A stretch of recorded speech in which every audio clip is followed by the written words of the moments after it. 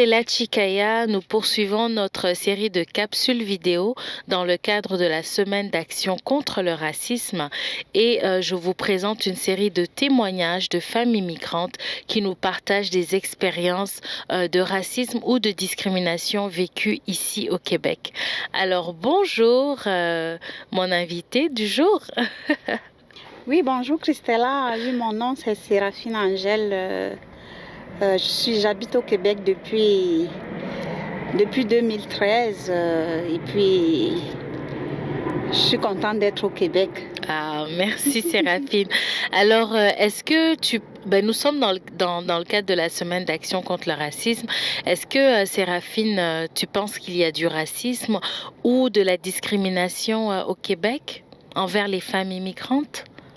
Oui, je pense qu'il y a de la discrimination et puis du racisme, mais c'est pas visible comme peut-être dans d'autres pays parce que on sait qu'il y a des lois qui permettent comment je peux dire, de punir quoi, ces comportements-là envers les citoyens. Mais les gens le font de façon camouflée pour ne pas... Ils ne montrent pas vraiment leur visage et c'est pas présenté vraiment visiblement quoi. Il y a du racisme, mais c'est quand même fait de manière camouflée. D'accord. Et est-ce que tu souhaiterais nous partager une expérience vécue? Oui, moi je vais partager mon expérience dans le cadre de la formation que j'ai faite en soins infirmiers. En fait, j'ai été inscrite en 2016 en soins pour faire la formation d'infirmière. Oui. Et puis, la deuxième année, dans ma troisième session, j'ai perdu ma maman et puis je devais refaire un examen de calcul qui disent soi-disant faire. Et puis j'avais déjà pris mon billet d'avion pour aller aux obsèques de ma maman. Mais je ne savais pas que j'allais rater cet examen-là. Quand je l'ai raté, je suis allée voir le conseiller en aide pédagogique pour lui dire que mais qu'est-ce que je fais là, je dois retourner à telle date. Et puis il y avait des cours de préparation pour refaire l'examen de calcul qui devait se faire. Et moi je rentrais après la date des cours de préparation. Je lui ai demandé mais qu'est-ce que je fais, je ne savais pas que j'allais rater. Et là j'ai un deuil, je dois aller. J'ai déjà pris mon billet. Il m'a dit mais madame, si vous êtes sûre que vous allez pouvoir faire cet examen-là de reprise sans avoir besoin des cours, vous pouvez le faire. Donc lui m'a dit ça, moi, il m'a dit ça et puis je suis partie tranquille, je me disais je vais revenir juste pour faire l'examen. Quand j'étais au Cameroun, il y a une de mes camarades qui m'a contacté pour me dire mais tiens, on dit que les cours de reprise sont obligatoires, si tu ne les fais pas, tu ne pourras pas vraiment refaire la reprise. J'ai même dû reprendre un autre billet d'avion pour revenir pour faire les cours parce que les cours ne coïncidaient pas avec la date que je revenais. J'ai pris un autre billet d'avion en sachant déjà que je n'allais pas le faire. Et puis je devais revenir. Quand je reviens, on me dit que malheureusement, je ne peux pas faire les examens, mais j'ai fait tout, j'ai changé mon billet d'avion pour venir, j'ai perdu cet argent. En revenant, je n'ai pas pu refaire, j'ai repris cette session-là. Quand je suis allée pour voir les gens, les supérieurs pour leur dire, mais tiens, je me suis mise en accord avec le conseiller pédagogique que je pouvais refaire sans l'examen. En allant revoir le conseiller, il m'a dit, mais non, pourquoi tu avais d'abord échoué avec un diplôme parce que j'ai un doctorat de premier cycle en sciences pharmaceutiques. Il me dit, mais pourquoi vous avez échoué, vous ne pouvez pas l'échouer, vous avez un doctorat de premier cycle en sciences pharmaceutiques. Je lui ai dit, mais monsieur, avec mon état que j'avais de deuil et tout, je ne pouvais pas, je n'avais pas toutes les consciences vraiment pour faire cet examen-là en bonne et due forme. Tout ce qu'il m'a dit quand j'ai contacté les supérieurs m'ont dit qu'il y avait cette information-là qui était dans mon plan de cours. Que les cours de reprise étaient obligatoires pour pouvoir faire la reprise. Ils ont fait ça comme ils ont fait entre eux avec leurs employés, conseillers pédagogiques. Ils m'ont dit que je n'avais pas raison, donc ils ont donné le tort à moi. J'ai pas pu le faire. J'ai repris la deuxième session, j'ai repris cette session-là. J'ai failli abandonner, mais j'ai des amis qui me sont venus me dire non, il faut laisser, et ça va aller, il faut continuer et tout. J'ai continué jusqu'à Avant-dernière session, en 5e session, Oui. Oui, j'ai échoué un stage qui était un avant-dernier stage. J'ai repris le stage et puis j'ai passé. J'ai repris, en fait, je devais aller en 6e session. J'ai échoué le stage. J'ai refait la 5e session. Non, je devais aller en 6e session. Malgré le stage, je devais aller en 6e session. Ils ont dit que je ne pouvais pas aller en 6e session. Oui. Donc, ils m'ont fait retourner en 5e session. Wow. J'ai refait tout. J'arrivais en 6e session à mon avant-dernier stage. Oui. J'ai été bloquée à 2 jours avant J'étais bloquée 2 jours avant la fin du stage. Mon prof de stage me dit, tiens, tu ne peux pas continuer. Il faut aller demander... Il faut aller dire que tu es malade et demander un billet à ton médecin. Ok, mon médecin a fait mon billet que j'étais malade parce que j'étais vraiment en détresse psychologique. Il a fait le billet médical et puis l'école a contesté ce billet médical-là. Wow. Ils m'ont dit, oui, je ne peux pas, ce que le médecin a écrit, ça ne donne pas. Mais j'ai des camarades qu'ils avaient présenté les billets comme ça. On leur a fait comme une reprise de stage, de reprendre ce stage-là. Mais moi, entre-temps, je n'avais pas, comme j'étais déjà en stage, que je n'avais pas pu finir le stage. J'ai arrêté là. Je ne faisais plus, j'ai plus fait les examens écrits. Donc, ça m'a mis 0 partout sur les examens écrits parce que je savais déjà que j'avais raté le stage. Mais ça a continué à marquer dans mes examens écrits que je ne pouvais, j'avais 0 là-bas. Et puis, donc ça s'est passé comme ça. Je suis partie voir toujours les conseillers pour leur dire, mais tiens, moi j'ai raté, pourquoi mon billet n'est pas valide? Ils m'ont dit non, le billet n'est pas valide et tout. J'ai même contacté mon médecin a trouvé ça vraiment bizarre. Qu'on conteste son diagnostic que lui il a donné alors qu'ils ne sont pas médecins. Exact. Moi, j'ai laissé, parce que j'ai remis tout à Dieu, j'ai laissé, ils m'ont dit, il va dans un autre collège qui n'a pas les mêmes critères que nous. Je leur ai dit, mais tenez, je ne peux pas. Vous dites que vous avez besoin des infirmières. Mais pourquoi quelqu'un qui a fait tout ce cycle a mis tant de temps parce que les stages vraiment c'est demandant. J'avais mon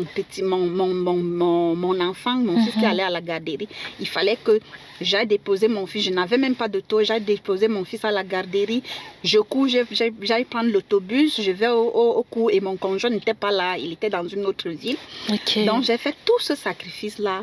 Tous les stages qu'on travaille, on fait tout vraiment de 8 heures de stage par jour pendant plusieurs temps que je l'ai fait sans être rémunérée. Et j'ai tout perdu comme ça.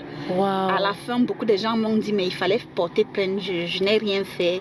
J'ai laissé ça comme ça et puis j'ai dit à ce monsieur que je n'irai pas vraiment dans un autre collège parce que c'est ici que j'ai commencé ma formation. Comment vous voulez, vous avez besoin des infirmières, comment vous voulez qu'à la fin, vous mettez quelqu'un dehors à cause que vous sortez qu'on a raté le stage, on peut le refaire. C'est en pratiquant qu'on devient expert. Donc moi j'ai dit de toutes les façons c'était mon plan B et puis j'avais mon plan A. J'ai dit j'ai abandonné les soins infirmiers comme ça et puis je suis sortie avec une dette de près de 14 000 $. Wow. Oui, parce que j'avais le prêt et bourse. Et j'ai cette dette à rembourser malgré que je ne travaille pas dans le diplôme, dans le domaine. J'ai pas eu de diplôme, mais bon. J'ai laissé, les gens m'ont dit de porter plainte. Je me suis dit, mais en tant qu'immigrante, je ne sais pas où ça va aboutir parce que je n'avais pas des ressources pour peut-être aller dire que peut-être je peux prendre des avocats. Je n'avais pas toutes ces ressources-là et puis j'ai laissé tomber comme ça. J'ai même contacté une prof qui était devenue elle était devenue la responsable du programme. Parce que je l'ai eu à mon dernier stage que j'ai passé. Le dernier stage que ça devait être mon dernier stage si j'avais passé le stage que j'avais raté. Et puis... elle m'a dit non, elle ne pourra pas faire, qu'il fallait vraiment que je contacte la première personne que j'avais contactée. C'est comme ça que mon métier de soins infirmiers s'est tombé dans l'eau. J'assure qu'il y a les gens avec qui j'étais qui n'étaient pas bons que moi, mais qui ont fini. Donc, je pense que le domaine des soins infirmiers, ça a à revoir parce que les stages, c'est aléatoire. C'est vraiment, vraiment beaucoup de racisme. Et la population noire a vraiment du morceau lourd à croquer pendant les stages en soins infirmiers. Donc, c'est vraiment, vraiment quelque chose. D'accord. Ça m'a marqué, mais bon, Aujourd'hui, j'ai tout donné à Dieu, quoi. Vous êtes passé à autre chose. Oui, je suis passée à autre chose. D'accord. J'aimerais juste revenir sur quelques points dont vous avez parlé. Donc, vous êtes arrivé au Québec avec un diplôme vous avez parlé de premier cycle en pharmacie. Est-ce que vous étiez pharmacienne dans un autre pays?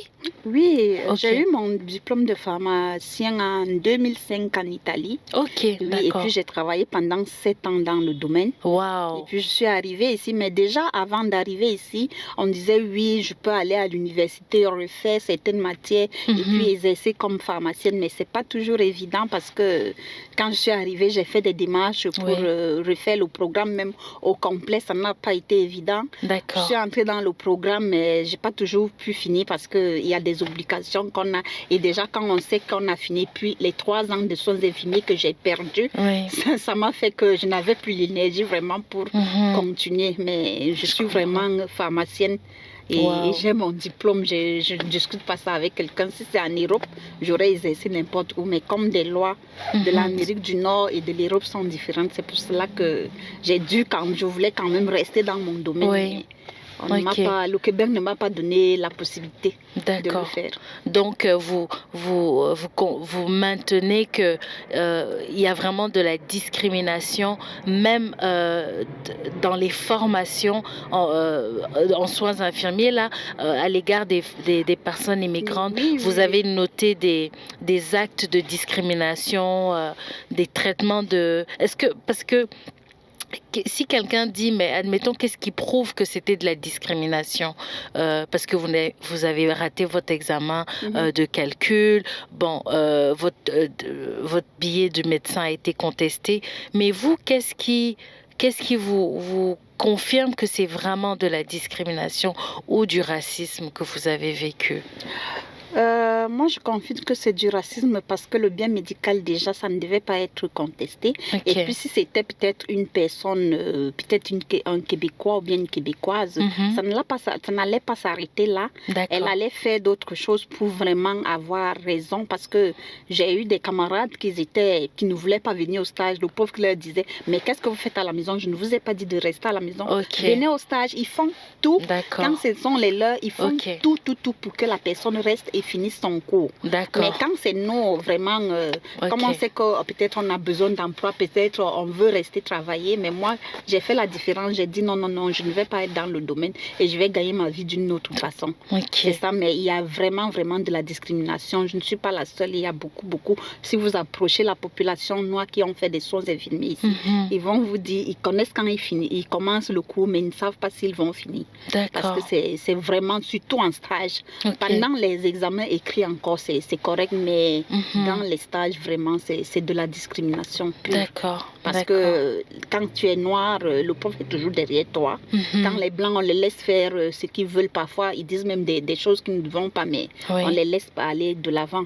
Donc moi je trouve que vraiment il y a beaucoup de discrimination et je ne suis pas la seule vraiment à l'avoir remarqué ou bien à l'avoir noté, mais même dans les réseaux sociaux il y a beaucoup, je pense il y a même un groupe, je ne me rappelle pas bien, des immigrants qui ont soulevé ce problème dans les réseaux sociaux. D'accord, D'accord. Mais admettons, il y a une femme immigrante qui regarde, qui vous écoute et elle se retrouve au travers de votre témoignage. Qu'est-ce que vous aimeriez lui donner, lui prodiguer comme conseil?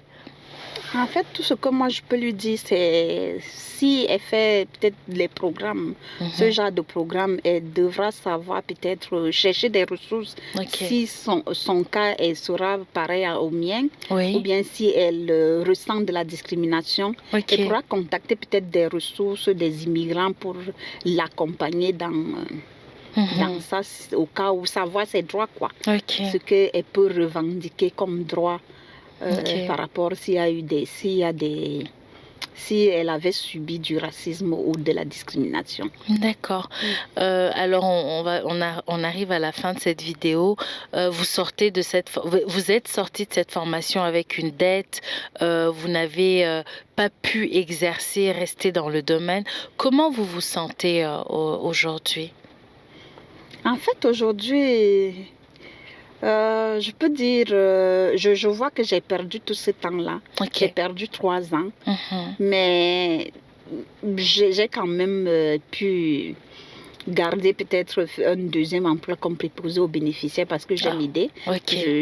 Dans mes temps libres, je peux aller aider des personnes âgées parce que je sais que peut-être en le faisant moi aussi, si je suis vieille, j'aurai quelqu'un pour prendre soin de moi et j'aime vraiment les aider parce que ils n'ont rien fait, ils ne m'ont rien fait, ils n'étaient pas là, donc je les prends comme mes grands-parents et puis j'aime vraiment les aider. C'est le positif que j'ai gardé en ça parce que ça me fait quand même un deuxième boulot. Ok, d'accord. Mais en tout cas, félicitations d'être passé au travers et puis malgré tout ce que vous avez vécu de négatif, de pouvoir quand même concentrer vos efforts à aller aider les personnes aînées dans les CHSLD ou les résidences.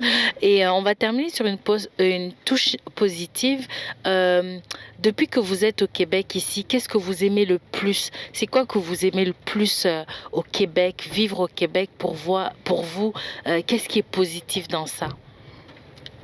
Vivre au Québec, c'est en fait, moi j'aime le Québec parce que quand même, même s'il y a de la discrimination, il y a quand même du travail à faire. Si quelqu'un veut travailler quand même, il va trouver un moyen pour le faire. Et puis il y a aussi des organismes qui aident, par exemple l'aide sociale. Chacun a quand même besoin d'avoir son pain quotidien. Et puis j'ai été marquée vraiment pendant les temps de fête que tous les enfants ont droit aux jouets, aux cadeaux. Et puis il n'y a aucun enfant qui reste sans cadeau. Et puis aussi les aides alimentaires, les paniers de Noël, tout ça aide beaucoup de familles. C'est vraiment, vraiment positif. Et puis, même si ce n'est pas en temps de fête, il y a les banques alimentaires pour aider les gens qui ont besoin. Donc, c'est vraiment un point positif pour le Québec. Et j'aime le Québec parce que malgré l'hiver, c'est quand même un bon pays. Et je me sens bien malgré, même si j'ai eu cette cette mauvaise expérience dans le domaine de la santé, j'ai pu quand même trouver un emploi dans le gouvernement. Et là-bas, je suis vraiment chuchotée. Je suis vraiment contente d'être là-bas parce que là-bas, on n'est pas des numéros, mais on est vraiment des personnes qui on tient compte de notre santé mentale, de notre santé physique. Si tu es malade, on te dit oui, il faut te reposer, tu as le droit. Alors qu'ailleurs, ce n'est pas permis. Donc, quelque part, quand une situation arrive, on est vraiment dépassé. On pense que le ciel nous tombe sur la tête, mais Dieu sait souvent qui nous réserve quelque chose de mieux ailleurs. Donc, je suis bien là où je suis maintenant et je ne regrette pas vraiment de travailler là où je suis. Oh, super. Mais c'est une très belle façon de terminer cette capsule. Alors, merci beaucoup, Séraphine. Merci d'avoir partagé ton expérience. Et puis, je suis sûre qu'elle va réconforter plus d'une famille migrante. Alors, merci Séraphine et puis bonne semaine d'action contre le racisme. Bienvenue Christelle. Merci.